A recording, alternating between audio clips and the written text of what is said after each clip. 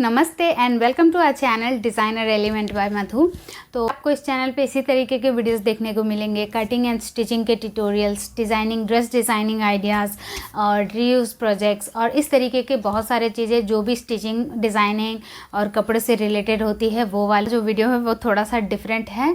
और ये है इस मशीन, यहाँ पे जो है आपको अभी फ़िलहाल तो नहीं दिख रहा है लेकिन मैं थोड़ी देर में आपको दिखाऊंगी।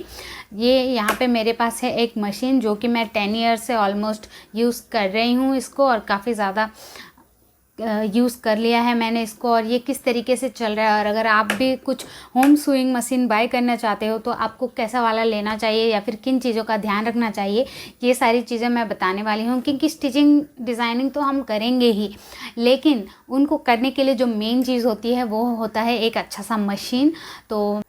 तो बस वीडियो में आगे बढ़ते हैं और मैं बता देती हूँ फटाफट से आपको ये वाला मशीन का जो भी फीचर्स है या फिर आप इसको कैसे यूज़ करते हो। मैं रफली एक आइडिया दे दूँगी, इन डेप्थ नहीं जाऊँगी वरना वीडियो जो है वो बहुत ज़्यादा लंबा हो जाता है कि कहाँ पे थ्रेड लगाते हैं, कहाँ पे क्या करते हैं, ये सारी चीज़ें मैं आज बता दूँगी। अगर आपका कोई भी सिमिलर इस तरीके का मशीन जो भी होता है, अलग अलग कंपनीज़ के मोस्टली इसी तरीके से ऑपरेट होते हैं, कुछ ज़्यादा फ़र्क नहीं होता। हाँ, कहीं का थ्रेड कुछ अलग कहीं और लगता है, तो कहीं का थ्रेड मतलब बोबिन वगैरह कहीं और लगता है। इन चीज़ों का ही थोड़ा बहुत डिफरेंस होता है। बाकी ऑलमोस्ट सारी मशीनें जो भी होम सूइंग इस तरीके की इलेक्ट्रिक मशीन्स हैं वो सारे सेम। ये वाला टॉप जो है वो मैंने बनाया कुछ दिन पहले ही बनाया है, मैंने वीडियो भी ऑलरेडी अपलोड कर रखा है अपने चैनल पे। अगर आप चेक करना चाहते हो तो आप चेक कर सकते हो। काफ़ी सुंदर सा ये टॉप है इस तरीके से, और ये इस तरीके से हल्का सा पेप्लम वाला स्टाइल आता है जो कि बहुत ज़्यादा कंफर्टेबल भी है। और मैंने तो यहाँ पे स्लीवलेस बनाया है क्योंकि मुझे पसंद है स्लीवलेस, लेकिन अगर आपको स्लीव्स चाहिए तो आप स्लीव्स भी अटैच कर सकते हो। 1 मीटर से भी कम फैब्रिक मुझे लगा था।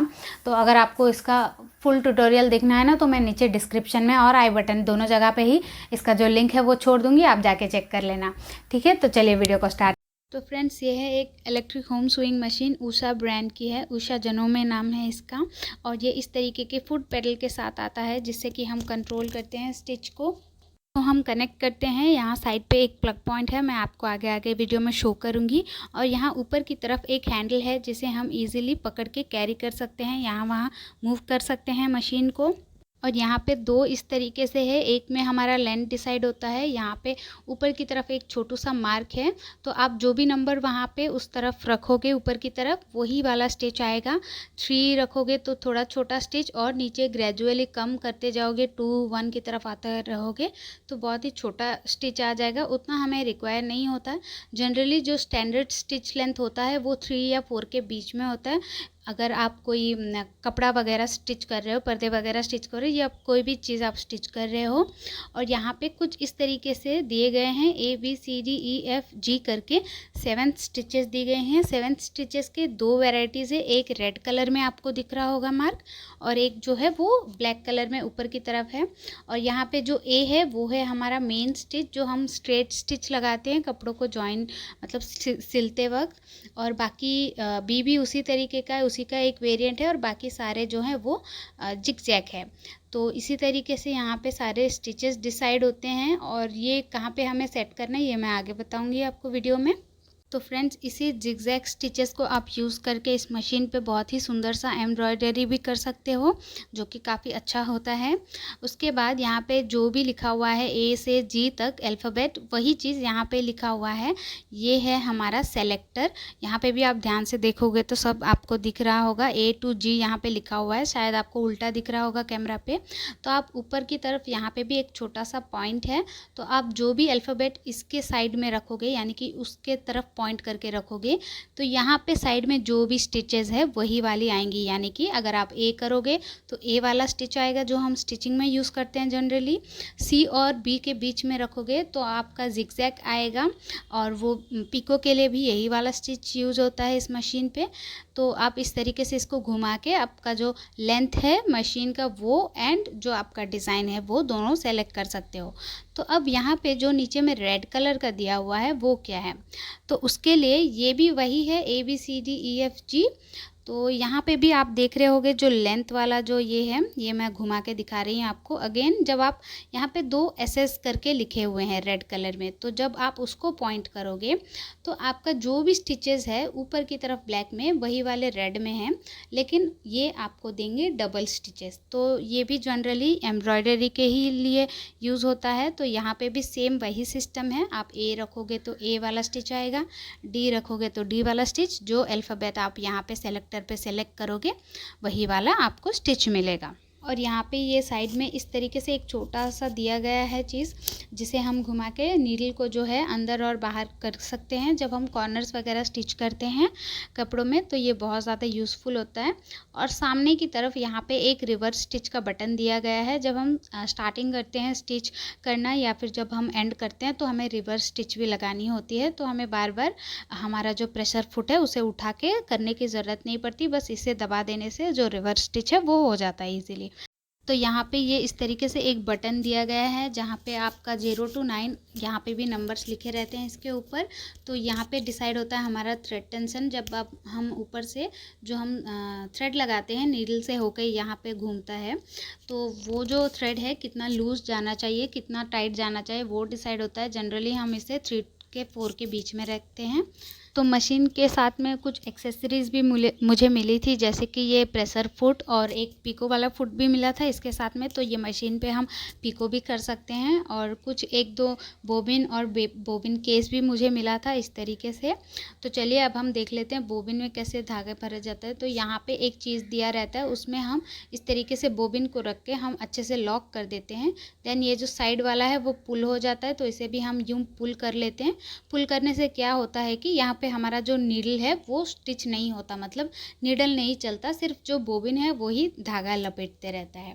और अगर आप इसको बंद करके रखोगे तो स्टिच भी साथ में चलने लग जाएगा, तो थोड़ा डेंजर होता है ना सुई चलने लगता है। तो फिर यहाँ पे 2 इस तरीके की चीज़ें दी गई हैं जहाँ पे हम थ्रेड लगा के यहीं से फिर जहाँ नीडल है वहाँ तक हम लोग इसको लपेट के थ्रेड को लेके जाते हैं, मतलब वही और अच्छे से रख के जाते हैं। और यहाँ अंदर में है ये बोबिन केस रखने का जो जगह होता है वो, तो ये यहाँ पे यूँ इस तरीके से हम फिक्स करके हम अपनी सिलाई करते हैं।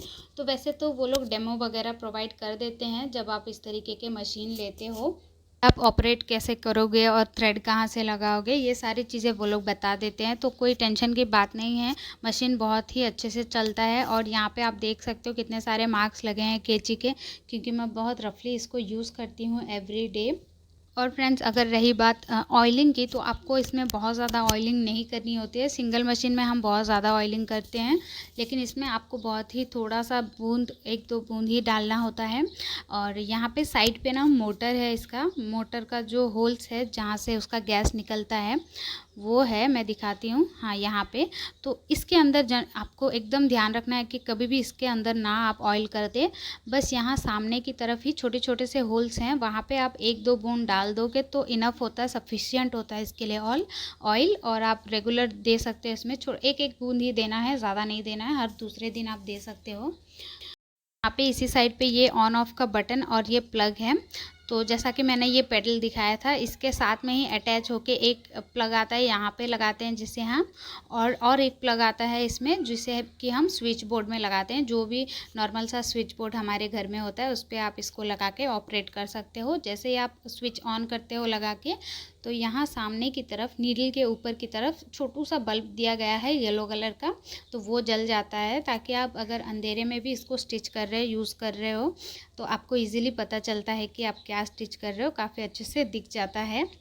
फ्रेंड्स अगर बात करें हम इस मशीन को ख़रीदने की, तो जी हाँ, आप 2021 में भी ये मशीन ले सकते हो। यही नहीं, कोई भी होम सुइंग इलेक्ट्रिक मशीन है वो आप ले सकते हो, और बहुत सारे ब्रांड्स में भी अवेलेबल है। और इसका भी जो वेरिएंट है वो अलग सा एक आ गया है, जिसमें यहाँ साइड की तरफ थ्रेड क्लिपर दिया गया है। वो सारी चीज़ें मतलब थोड़ा सा और चेंज किया गया है, लेकिन सेम जो उषा जनो में एल्यूर मॉडल है वो आपके लिए अवेलेबल है मार्केट में। हाँ, थोड़ा सा प्राइस इसका बढ़ गया है, मैंने शायद 8,999 में लिया था, तो अब ये 1-1.5 हज़ार बढ़ गया है इसका जो प्राइस है। डिपेंड करता है, शायद हर सिटी में, हर अलग सिटी में थोड़ा सा वेरिएशन हुआ होगा प्राइस का, बट प्राइस ज़रूर बढ़ा है, इतना कंफर्म है। इलेक्ट्रिक मशीन्स जो होते हैं बहुत ही easy to use and easy to maintain होते हैं, बहुत ज़्यादा टफ नहीं होता है। जैसे मैंने प्रीवियसली बताया, बहुत ही कम ही ऑयलिंग का रिक्वायरमेंट होता है इसको। बस आप अगर रेगुलरली यूज़ कर रहे हो उसको, तो साल में 2 बार तो एटलीस्ट आप इसको सर्विसिंग पे ज़रूर दो। अगर आप कभी कभार यूज़ करते हो तो एटलीस्ट 1.5 साल में 2 बार आप इसको सर्विसिंग पे दो, तो ये काफ़ी सालों तक आपका साथ देगा। मशीन का जो स्पीड है वो इंडस्ट्रियल मशीन की तरह तो नहीं है, लेकिन फिर भी अगर आप सिर्फ घर के ही कपड़े वगैरह स्टिच करते हो तो इस मशीन का स्पीड आपके लिए काफ़ी होगा। 10 साल के बाद अब जाके मेरे मशीन का जो मोटर है वो धीरे धीरे ख़राब होने लगा है, हल्की सी स्मेल आने लगी है अंदर से मोटर जलने की। तो मैं जब सर्विस सेंटर लेके गई थी तो उन्होंने मुझे बताया कि जब पूरी तरीके से ये चल चल के बंद हो जाए तब आप इसको चेंज कर लेना। तो अब बारी है ये पेडल की। तो पेडल को जब हम इस तरीके से ज़मीन पे रख के, यहाँ पे मैं आपको हाथ से शो कर रही हूँ, जब हम पैर से इस तरीके से ज़ोर से प्रेस करते हैं पूरी तरीके से, तो एकदम हाई स्पीड में चलने लगता है। जब हम धीरे धीरे हल्की तरीके से प्रेस करते हैं तो स्लो करके चलने लगता है। तो आपको ये थोड़ी बहुत प्रैक्टिस से ही आ जाएगा ये मशीन को हैंडल करना। और यहाँ पे साइड पे जो भी इसका मोटर कैपेसिटी, वोल्टेज वगैरह है वो सारा कुछ ही यहाँ पे लिखा दिया गया है। और फ्रेंड्स, आप इस मशीन पे 4 स्टेप बटन होल भी कर सकते हो। कोई भी होम सूइंग मशीन आप ले सकते हो इलेक्ट्रिक वाला।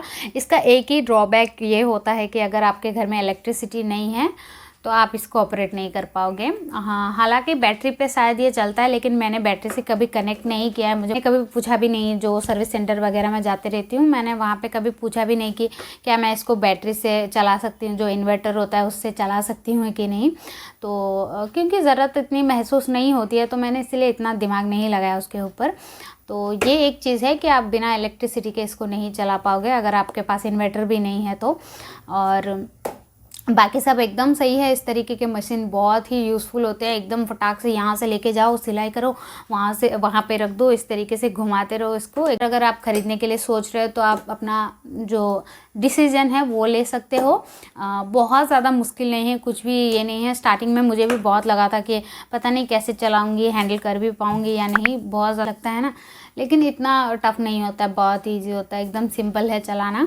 और अगर आपको स्टिचिंग वगैरह पसंद है तो आप मेरे चैनल को सब्सक्राइब कर लेना, क्योंकि मैं बहुत ही अच्छे अच्छे और यूज़फुल वीडियोस मेरे चैनल पे अपलोड करते रहती हूँ। ये वीडियो और इन्फॉर्मेशन पसंद आया तो वीडियो को लाइक करना, अपने फ्रेंड्स एंड फैमिली के साथ इस वीडियो को शेयर करना और मेरे चैनल को अपना प्यार एंड सपोर्ट देना।